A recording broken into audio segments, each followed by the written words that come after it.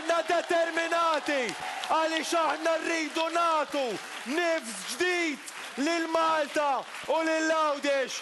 Għalhekk bibtijaj, dan hu l-moment biex inqumu u nerfgħu ir-responsabilità u fit-30 ta' Mejju nużaw il-vot biex nagħtu direzzjoni ġdida lil Malta u lil Għawdex. Ex-tqal il-kap tal-Partit Nazzjonalista Elix Borg waqt attività li saret it-tlieta filgħaxija f'Ħattard fejn kompla jitkellem dwar il-proposti tant importanti li jitressaq il-Partit Nazzjonalista f'din il-kampanja elettorali. Il-kap tal-Partit Nazzjonalista fakkar fin-numru ta' proposti li ressaq s'issa f'setturi varji u tenna li gvern ġdid nazzjonalista iraħħas il-kontijiet tad-dawl min Jannar li ġej. Qed nibnu viżjoni ta' fejn irridu nieħdu lil pajjiżna. Mill-ewwel ġurnata ta' din il-kampanja elettorali konna ċari x'inhuma l-prijoritajiet tagħna bħala gvern alternattiv. Bdejna bis-saħħa li tanti għal qalb il-Partit Nazzjonalista u tajna viżjoni holistika ta' fejn irridu nieħdu is-saħħa ta' pajjiżna.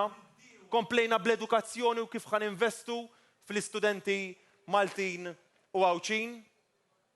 Ftit tal-sigħat ilu ħabbarna il-viżjoni tagħna ta' fejn irridu nieħdu l-enerġija ta' pajjiżna u kif lill-familji, lil dawk il-persuni li jgħixu waħedhom, lill-bdiewa, lir-raħħala, il-laqdiet volontarji, kif gvern ġdid nazzjonalista jiggarantixxi kontijiet baxxi għal dawn kollha. Elix Borg qal li l-Partit Nazzjonalista propona niċċa ekonomika ġdida bħalma kien jagħmel fil-passat meta l-Partit Nazzjonalista kien fil-gvern bħas-settur tal-avjazzjoni, il-gaming u l-farmaceutika.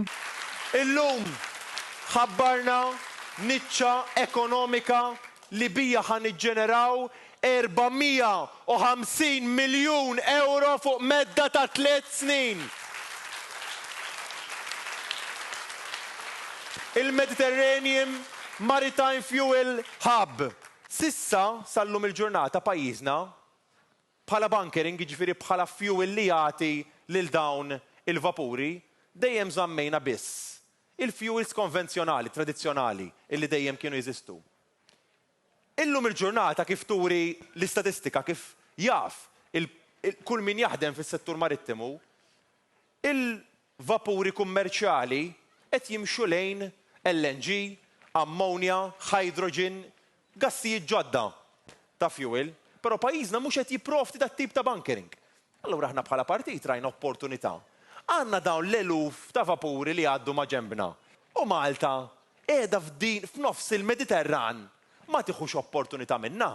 Ma narawx potenzjal ta' kif nistgħu niġġeneraw miljuni ta' flus u noħolqu xogħlijiet ta' kwalità.